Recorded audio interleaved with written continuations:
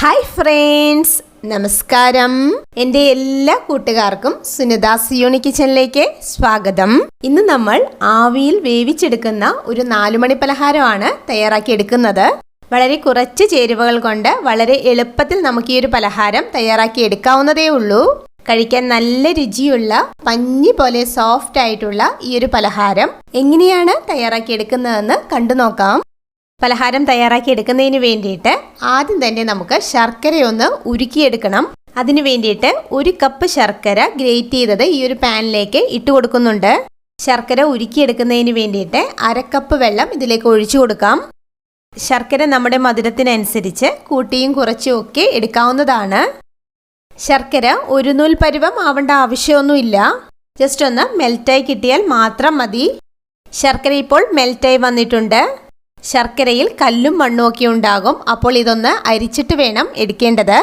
ശർക്കരപ്പാനി അരിച്ച് ചൂടാറുന്നതിന് വേണ്ടിയിട്ട് ഒരു സൈഡിലേക്ക് മാറ്റി വയ്ക്കാം. നമ്മൾ ഗോതമ്പ് പൊടിയിലാണ് ഈ ഒരു പലഹാരം തയ്യാറാക്കി എടുക്കുന്നത്.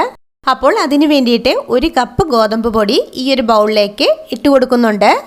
1/2 ടീസ്പൂൺ ബേക്കിംഗ് പൗഡറാണ് ചേർത്ത് കൊടുക്കുന്നത്. ബേക്കിംഗ് പൗഡറിന് പകരം 1/4 ടീസ്പൂൺ ബേക്കിംഗ് സോഡ ചേർത്ത് കൊടുക്കാവുന്നതാണ്. മധുരം ബാലൻസ് ചെയ്ത് കിട്ടുന്നതിന് വേണ്ടിയിട്ട് അല്പം ഉപ്പും കൂടി ചേർത്ത് കൊടുത്തിട്ട് ഇതെല്ലാം കൂടി നല്ലതുപോലെ മിക്സ് ചെയ്തെടുക്കണം.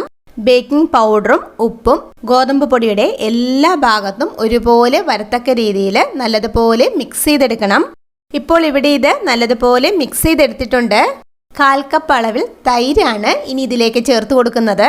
പുളി ഇല്ലാത്ത തൈര് ചെറുതായിട്ടൊന്ന് ബീറ്റ് ചെയ്തതിന് ശേഷമാണ് ഇതിലേക്ക് ചേർത്ത് കൊടുത്തിട്ടുള്ളത്. ഒട്ടും പുളിയില്ലാത്ത തൈര് വേണം ചേർത്ത് കൊടുക്കേണ്ടത്. 1/4 കപ്പ് അളവിൽ കുക്കിംഗ് ഓയിലാണ് ഇനി ആഡ് ചെയ്ത് കൊടുക്കുന്നത്. നമുക്കിഷ്ടമുള്ള ഏത് കുക്കിംഗ് ഓയിൽ വേണമെങ്കിലും നമുക്കിതിലേക്ക് ആഡ് ചെയ്ത് കൊടുക്കാവുന്നതാണ്. ഓയിലിന് പകരം നെയ്യോ ബട്ടർ മെൽറ്റ് ചെയ്തതോ 1/4 കപ്പ് അളവിൽ നമുക്ക് ചേർത്ത് കൊടുക്കാവുന്നതാണ്.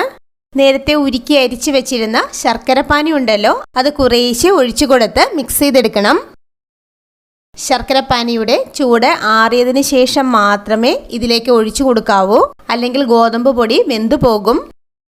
ശർക്കരപ്പാനി ഒഴിച്ചു കൊടുത്ത് ഒട്ടും കട്ടയില്ലാതെ തന്നെ മിക്സ് ചെയ്തെടുക്കണം. നമ്മൾ ഈ ബാറ്റർ മിക്സ് ചെയ്ത് കഴിയുമ്പോൾ ലൂസായിട്ടാണ് ഇരിക്കുന്നതെങ്കിൽ അല്പം ഗോതമ്പ് പൊടി ചേർത്ത് കൊടുത്ത് കറക്റ്റാക്കി എടുത്താൽ മതിയാകും. അഥവാ ബാറ്റർ തിക്കായിട്ടാണ് ഇരിക്കുന്നതെങ്കിൽ ആവശ്യത്തിന് വേണ്ട വെള്ളം ഒഴിച്ചു കൊടുത്ത് കറക്റ്റ് കൺസിസ്റ്റൻസിയിൽ റെഡിയാക്കി എടുത്താൽ മതി. ഇതിവിടെ ഇപ്പോൾ ബാറ്റർ മിക്സ് ചെയ്തെടുത്തിട്ടുണ്ട്. ഇനി പലഹാരത്തിൻ്റെ നല്ലൊരു ഫ്ലേവറിന് വേണ്ടിയിട്ട് ഏലക്കാപ്പൊടി ചേർത്ത് കൊടുത്ത് മിക്സ് ചെയ്തെടുക്കുന്നുണ്ട്. 3 ഏലക്കയാണ് നമ്മളിവിടെ പൊടിച്ച് ചേർത്ത് കൊടുത്തിട്ടുള്ളത്. ഏലക്കാപ്പൊടി ചേർത്ത് കൊടുത്ത് ബാറ്റർ മിക്സ് ചെയ്തെടുത്തിട്ടുണ്ട്. ബാറ്റർ മിക്സ് ചെയ്ത് കഴിയുമ്പോൾ ഈ ഒരു കൺസിസ്റ്റൻസിയിൽ വേണം നമുക്ക് ബാറ്റർ കിട്ടേണ്ടത്. ബാറ്റർ കൂടുതൽ തിക്കായിട്ടും ലൂസായിട്ടും പോകാതെ ഈ ഒരു കൺസിസ്റ്റൻസിയിൽ വേണം റെഡിയാക്കി എടുക്കേണ്ടത്. ഇനി നമ്മളിത് സ്റ്റീം ചെയ്തെടുക്കുകയാണ് ചെയ്യുന്നത്. സ്റ്റീം ചെയ്തെടുക്കുന്നതിന് വേണ്ടിയിട്ട് ഞാനിവിടെ ഇതുപോലെ കുട്ടി കുട്ടി ബൗളാണ് എടുത്തിട്ടുള്ളത്. ഇതുപോലത്തെ പാത്രം ഇല്ല എങ്കിൽ സ്റ്റീൽ ഗ്ലാസ് എടുക്കാവുന്നതാണ്. ഇഡ്ഡലി തട്ടിലും നമുക്ക് സ്റ്റീം ചെയ്തെടുക്കാവുന്നതാണ്. നമ്മൾ സ്റ്റീം ചെയ്യാൻ എടുക്കുന്ന പാത്രത്തിൽ അല്പം ഓയിലോ നെയ്യോ ഒഴിച്ചു കൊടുത്ത് നല്ലതുപോലെ ബ്രഷ് ചെയ്തെടുക്കണം. പലഹാരം സ്റ്റീം ചെയ്ത് കഴിയുമ്പോൾ പാത്രത്തിൽ നിന്ന് വളരെ എളുപ്പത്തിൽ നമുക്ക് ഇളകി വരുന്നതിന് വേണ്ടിയിട്ട് സ്റ്റീം ചെയ്യാനെടുക്കുന്ന പാത്രത്തിന്റെ താഴെയും സൈഡ് വശങ്ങളിലുമെല്ലാം ഓയിൽ നല്ലതുപോലെ ബ്രഷ് ചെയ്ത് കൊടുക്കണം. ഇവിടെ ഇപ്പോൾ ഈ ബൗളിലെല്ലാം ഓയിൽ ബ്രഷ് ചെയ്തെടുത്തിട്ടുണ്ട്. ഇനി നമുക്കിതിലേക്ക് റെഡിയാക്കി വെച്ചിരിക്കുന്ന ബാറ്റർ ഒഴിച്ചു കൊടുക്കാം. ബാറ്റർ ഒഴിച്ചു കൊടുക്കുമ്പോൾ ശ്രദ്ധിക്കേണ്ട കാര്യം, നമ്മൾ സ്റ്റീം ചെയ്യാനെടുക്കുന്ന പാത്രത്തിന്റെ 1/4 ഭാഗത്തോളം മാത്രമേ ബാറ്റർ ഒഴിച്ചു കൊടുക്കാവൂ. കൂടുതൽ ബാറ്റർ ഒഴിച്ചു കഴിഞ്ഞാൽ നമ്മളിത് സ്റ്റീം ചെയ്യുന്ന ടൈമിൽ നല്ലതുപോലെ പൊങ്ങി വന്ന് പുറത്തേക്ക് പോകും. അതുകൊണ്ട് ബാറ്റർ ഒഴിച്ചു കൊടുക്കുമ്പോൾ അതൊന്ന് ശ്രദ്ധിക്കണം. എയർ ബബിൾസ് എന്തെങ്കിലും ഉണ്ടെങ്കിൽ പോകുന്നതിന് വേണ്ടിയിട്ട് ഇതൊന്ന് തട്ടിക്കൊടുക്കാം. ഇനി നമ്മുടെ പലഹാരത്തിന്റെ നല്ലൊരു ഭംഗിക്ക് വേണ്ടിയിട്ട് കുറച്ച് ബദാമും ഉണക്കമുന്തിരിയും ഇതിന്റെ മുകൾ ഭാഗത്തായിട്ട് വെച്ച് കൊടുക്കുന്നുണ്ട്. ഇത് ഓപ്ഷണലാണ്. ഇനി നമുക്കിത് സ്റ്റീം ചെയ്തെടുക്കണം. അതിനു വേണ്ടിയിട്ട് ഞാനിവിടെ ഇഡ്ഡലി പാത്രമാണ് എടുത്തിട്ടുള്ളത്. ഇഡ്ഡലി പാത്രത്തിൽ വെള്ളം ഇപ്പോൾ നല്ലതുപോലെ തിളച്ച് വന്നിട്ടുണ്ട്. ഇഡ്ഡലി പാത്രത്തിന്റെ ഈ ഒരു തട്ടിലേക്ക് ഓരോ ബൗളും വെച്ച് കൊടുക്കുന്നുണ്ട്. ഇനി ഇഡ്ഡലി പാത്രം അടച്ചു വെച്ചിട്ട് നമുക്കിത് കുക്ക് ചെയ്തെടുക്കാം. ഗ്യാസ് ഒരു മീഡിയം ഫ്ലെയിമിൽ 15 തുടങ്ങി 20 മിനിറ്റ് വരെ നമുക്കിത് കുക്ക് ചെയ്തെടുക്കാം. ഇപ്പോൾ ഒരു 20 മിനിറ്റ് ആയിട്ടുണ്ട്. നമുക്കിവിടെ പലഹാരം നല്ലതുപോലെ കുക്കായി വന്നിട്ടുണ്ട്. 15 മിനിറ്റിന് ശേഷം നമ്മളിതൊന്ന് ചെക്ക് ചെയ്ത് നോക്കണം. സാധാരണ നമ്മൾ കേക്കൊക്കെ ചെക്ക് ചെയ്ത് നോക്കാറുള്ളത് പോലെ തന്നെ ബാംബൂ സ്റ്റിക്കോ കത്തിയോ ഉപയോഗിച്ച് ഇതിന്റെ സെന്റർ ഭാഗത്ത് കുത്തി നോക്കണം.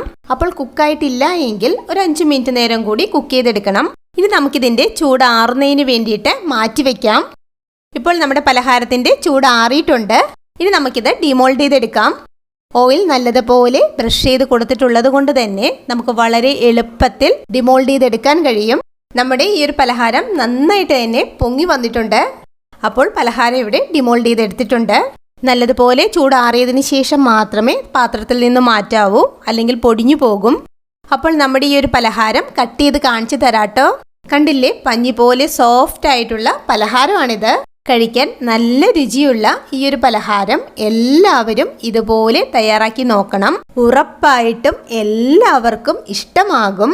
ഈ വീഡിയോ ഇഷ്ടമായാൽ ലൈക്ക് ചെയ്യാനും ഷെയർ ചെയ്യാനും സബ്സ്ക്രൈബ് ചെയ്യാനും മറക്കല്ലേ. Thank you. ബൈ.